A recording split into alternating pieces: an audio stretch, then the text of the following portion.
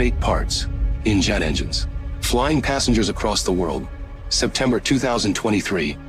A maintenance technician notices something wrong with a certificate, a signature that doesn't match, a reference number leading nowhere.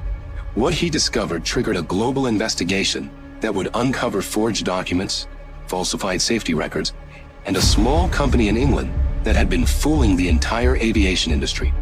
This is AOG Technics, and for years nobody knew. The technician stared at the document. In aviation, every component needs a certificate proving it's tested and safe. This signature looked copied. The authorization code didn't exist, period. This wasn't suspicious, it was impossible. And it wasn't just one part, it was everywhere. Within hours, emergency bulletins hit aviation authorities worldwide. Airlines from TAP Portugal to Southwest began pulling engines apart. Mechanics worked through the night, hunting for any part from AOG Technics. London, Chicago, Singapore, São Paulo. These components had infected aviation like a virus. Here's how they fooled everyone. Airlines don't buy parts directly from Boeing or Airbus. They use distributors and brokers, a hidden market worth billions. Every part needs a release certificate. Without it, parts can't legally fly.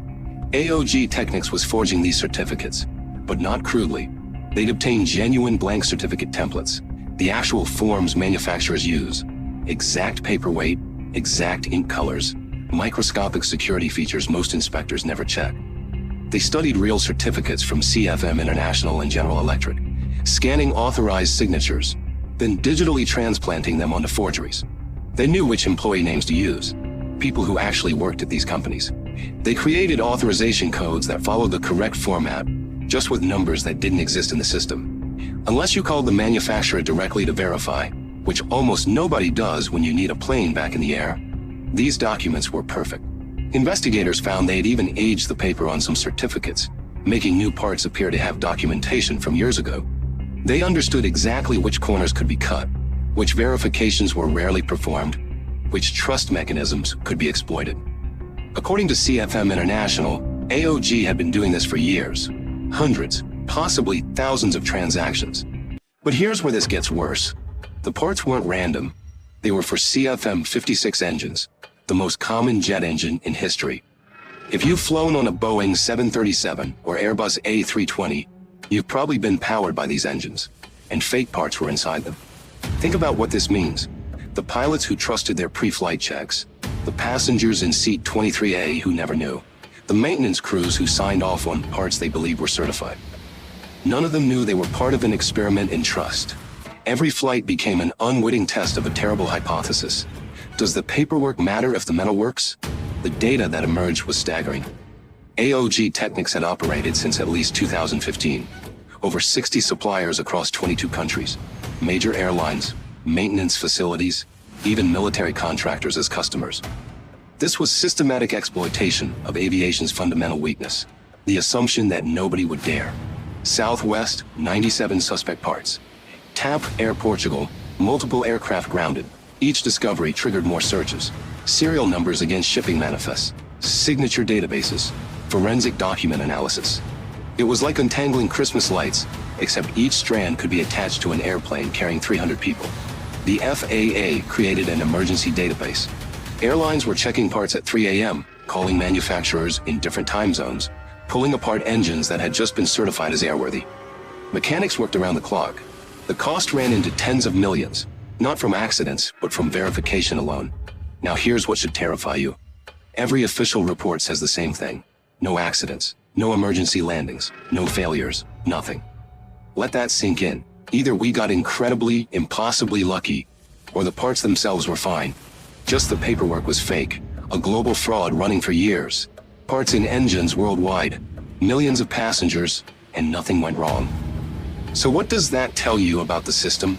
If forged documents can spread this far, if fake certificates can pass every checkpoint, if one company can fool the entire industry, what else don't we know?